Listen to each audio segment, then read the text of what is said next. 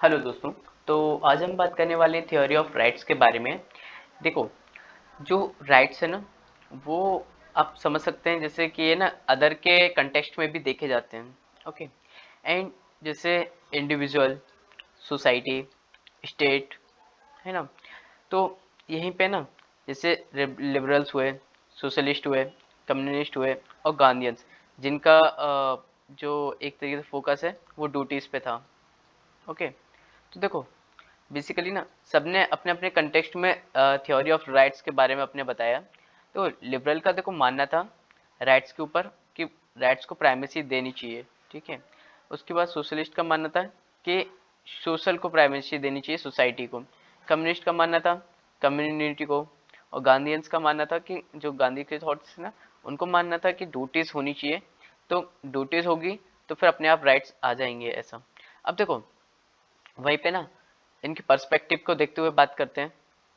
तो सोशलिस्ट का मानना था वही सोसाइटी, कलेक्टिविटी, और उन्होंने ज़्यादा इंपॉर्टेंस नहीं दिया था राइट्स के ऊपर, है ना। उसके बाद जो गांधीयंस थे, उनका मानना था ड्यूटीज़ के ऊपर, गांधीयंस थॉट्स के। अब देखो, राइट इन एम्ब्रियोनिक फॉर्म, ठीक है। जब राइट्स मतलब अपनी ड्यूटीज आप अपने आप फॉर्म करोगे तो फिर अपने आप अपनी जो ड्यूटी को फुलफिल करोगे तो राइट्स भी अपने आप ही आ जाएंगे। और देखो, लिबरल्स का देखो सबसे पहले मानना था, जो जॉन लॉक थे उनका, उन्होंने दिया था एक नेचुरल राइट्स का कंसेप्ट, जिसमें देखो right to life, liberty, property, ये सब इनएलिएनेबल राइट्स हैं जो कि नेचुरली मिलते हैं। इसको आपसे कोई छीन नहीं सकता, ठीक है। तो देखो, बेसिकली कुछ डिफरेंट पर्सपेक्टिव भी थे, जैसे कम्युनिटेरियन का थे। कम्युनिटेरियंस के मानना था कि जो कम्युनिटी है ना, वो अगर राइट्स का कंसेप्ट लेके आएंगे तो कम्युनिटी के लिए हार्मफुल हो सकता है। कैसे?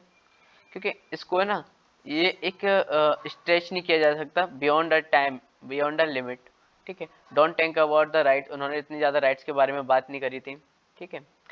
माइकल सैंडे, जिन्होंने बताया था freedom of speech and expression is the concept of pornography, ठीक है।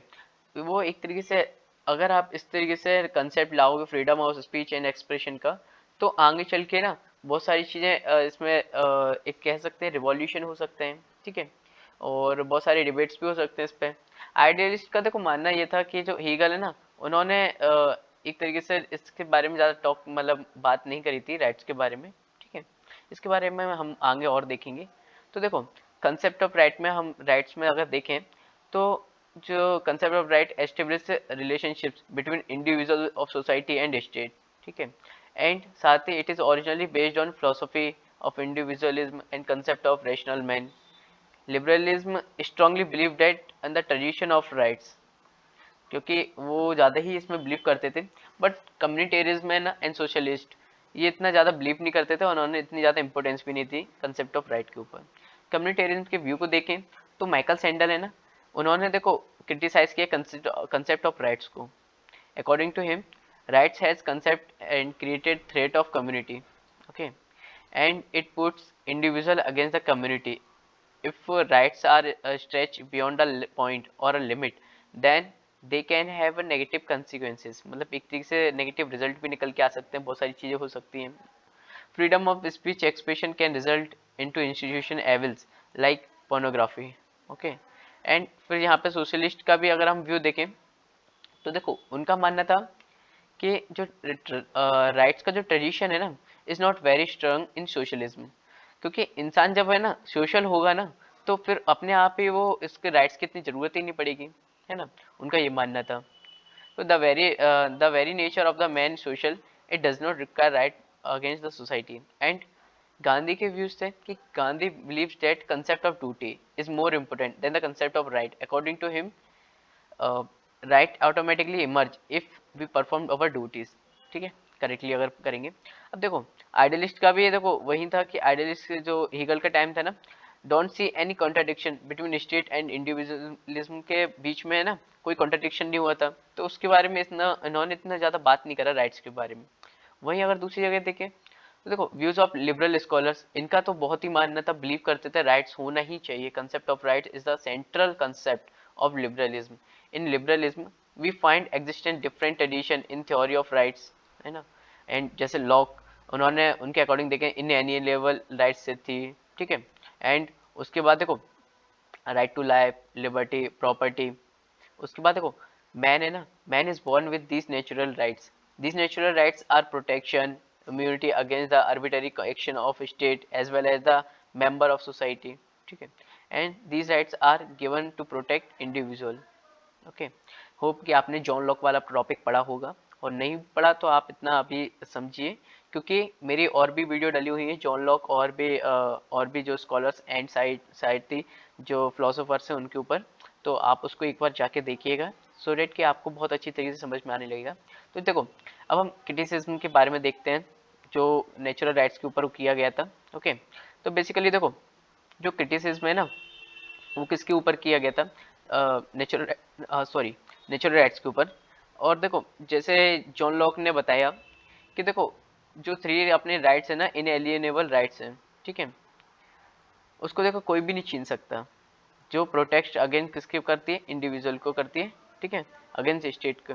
अब देखो वहीं पे ना एडमंड बर्क, जिन्होंने इसके बारे में बताया कि आपको प्रोटेक्शन ऑफ नेचुरल राइट्स दे किसने दिए, नेचर ने कैसे दे दिया आपको, या फिर क्या कहते हैं जो आपको किसी ने, और जो डिवाइन राइट्स ऑफ जो किंगशिप था वो भी कहाँ से आ गया, मतलब ये आपको दिए किसने, उनका ये कंसेप्ट था सीधा सीधा।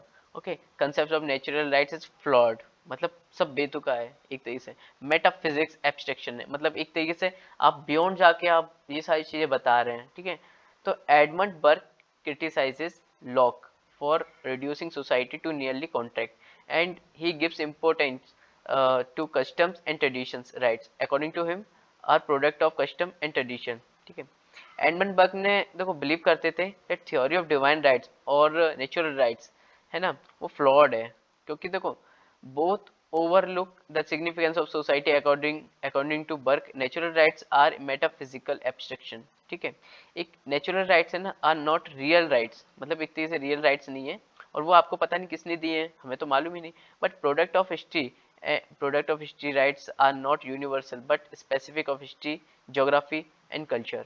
ठीक है, एंड फिर देखो जो बर्क है ना, वो सिटिसाइज करते हैं फ्रेंच रिवॉल्यूशन को। क्यों? क्योंकि देखो it was based on natural rights, है ना, और वो एडमायर करते हैं glorious of revolution of Britain, क्योंकि देखो his ideas are quite similar to communitarians. ठीक है, उनके कम्युनिटेरियन से जो उनके आइडियाज हैं वो मैच भी खाते हैं। एंड देखो who do not believe that rights are belong to autonomically individual, or there is anything like universal right। And यहीं पे जो legal theory of rights and utilitarianism जो व्यूज हैं उसके बारे में हम देखेंगे। ठीक है, तो बेसिकली देखो सबसे पहले ना जो यूटिलिटेरिज्म व्यू है ना उसको देखते हैं। तो बेंथम थे, उनका देखो जो नेचुरल राइट्स के ऊपर है ना मानना क्या था, कि जो अगर नेचुरल राइट्स रहे ना तो एक सोसाइटी में चाओस की कंडीशन हो जाएगी एक टाइम पे, मतलब एक तरीके से अफला तफली वाली चीज़ें। तो देखो उनका मानना था ना स्टेट का ना इंटरप्रिटेशन होना चाहिए, जो कि नेचुरल राइट्स की वजह से नहीं हो पाता। ओके, और एक पॉजिटिव लॉ होना चाहिए, कोडिफाइड लॉ होना चाहिए। ठीक है, उनका ये मानना था। अब देखो बेंथम के व्यूज को देखते हैं। तो the concept of natural rights is nonsense. He believe that natural rights is based on natural laws as well as utilitarian thinker. Bentham believed that natural rights can lead the chaos condition in the society। Okay, and साथ ही यूटिलिटेरिज्म और there origin to Hobbs. ठीक है, Hobbs से आया, and Hobbs के according देखें तो in the absence of state natural rights are not rights but power and licence. एक तरीके से आप कह सकते हो कि अगर स्टेट ना हो ना तो अनलिमिटेड पावर और लाइसेंस का आपको एक तरीके से है ना एक्सेस मिल जाना। अब देखो बेंथम है ना सपोर्ट करते हैं पॉजिटिव लॉस को rather than the abstract rights based on the natural law. And देखो सोशल वेलफेयर थ्योरी को भी देखते हैं। तो इसमें बताया गया ना this theory was given by the positive liberals. They believe that rights are the condition of social welfare, है ना, and the important aspect of this theory is Laski ने दिया था। ठीक है, अब देखो लास्की के अकॉर्डिंग देखें ना तो rights are those condition of life without which man है ना no man can seek in a general by himself be himself. देखो मैन है ना अपने आप से कुछ नहीं सीख सकता एट द बेस्ट लेवल। ठीक है, एंड वही चीज बताया लास्की ने, without right man can not accomplish goals of his life. ठीक है। इसी वजह से मैंने ना अपने आप को एक तरीके से बेस्ट के लेवल पे नहीं ले जा सकता अकेले, राइट का होना जरूरी है। और लास्की के अकॉर्डिंग देखते हैं, every state is known by the right it maintain. Laski give a positive theory of his of life, his conception of right is based on positive liberty. ठीक है। अब देखो ये एक तरीके से एसेंशियल भी हो जाता है, एसेंशियल फंक्शन भी हो जाता है to provide right to its citizens, मतलब स्टेट के सिटीजन्स को। ठीक है। Right are necessary for citizen, otherwise they can't accomplish the object of other life. Okay. And मतलब अदर नहीं, सॉरी, देयर लाइफ। ओके। मतलब एक तरीके से अपने जो गोल्स हैं उनको पा नहीं पाएंगे। और देखो दूसरा ना, स्टेट है ना, स्टेट से मालूम पड़ता है, राइट से मालूम पड़ता है कि स्टेट कितना एक्टिव है अपने अपने एक तरीके से अपनी जो जो सिटीजन्स है ना उनको लेके। देखो जो स्टेट्स होते हैं ना एक्टिवली अगर राइट्स वगैरह देंगे तो बेसिकली उनको चिंता होगी अपने सिटीजन्स की। ठीक है। वो एक तरीके से अच्छा स्टेट माना भी जाएगा, क्योंकि देखो वो अपने सिटीजन्स के लिए वेलफेयर काम कर रहे हैं। तो citizen is known by the state of the rights it provides. Okay. और अगर वो नहीं देंगे राइट्स वगैरह या कुछ ऐसी पॉलिसी में लाएंगी नहीं, तो मतलब एक तरीके से उनको कुछ लेना देना ही नहीं है सिटीजन से।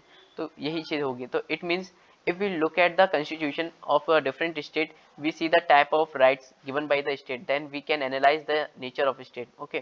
and साथ ही whether it is a socialist state or welfare state or regulatory state। अब देखो इस वजह से ना he linked the concept of right with the logic of states, and the purpose of state is grant protection to rights of individual and opportunity to protection of rights, है ना।